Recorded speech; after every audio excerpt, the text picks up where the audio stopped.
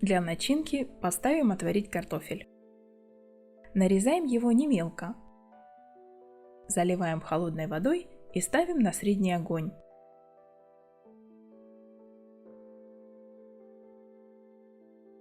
Также для начинки нам нужен лук. Его очищаем и нарезаем помельче.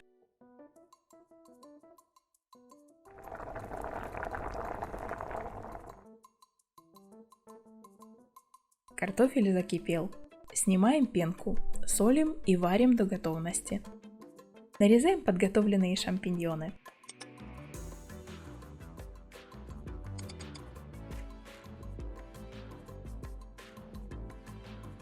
На растительном масле вначале обжариваем лук. Буквально 3-4 минуты на среднем огне, помешивая. Подписывайтесь на канал, включайте уведомления, чтобы не пропустить новые рецепты. Теперь добавляем грибы.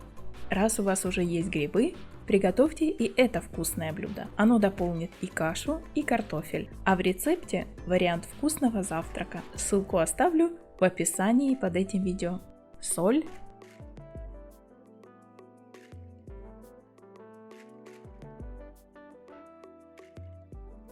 Специи. Обжариваем минут 5 на среднем огне. Сверху золотистая корочка, внутри сочные. Грибы готовы. Отставляем. Картофель сварился.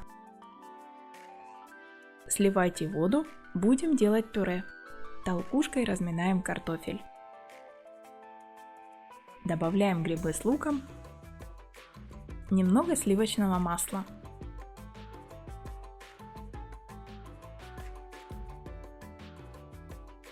Приготовим тесто. Яйца, сахар, соль. Далее берем теплое молоко, добавляем в тесто. И немного муки. Чередуя, замешиваем тесто. Видео подсказки справа вверху оставлю рецепт необычных блинчиков с овощной начинкой, а также блинов с чечевицей.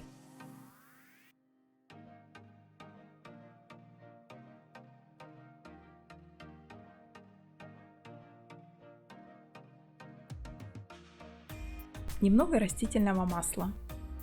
По этому рецепту блины получатся такие тонкие, как только вы захотите.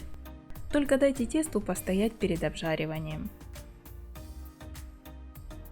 Для первого блина наливаю немного растительного масла.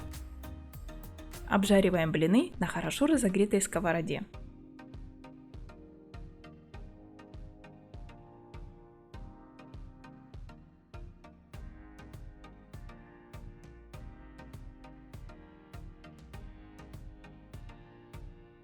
Заворачиваем блины.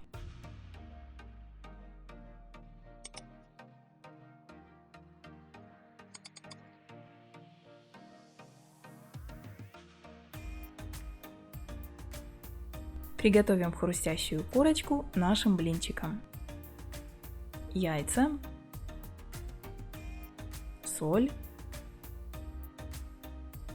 мука.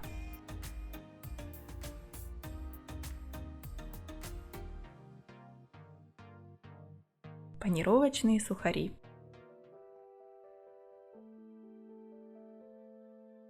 В начале блинчик с начинкой кладем в яичную смесь.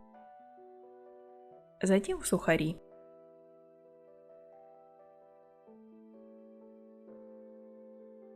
Обжариваем блины на растительном масле.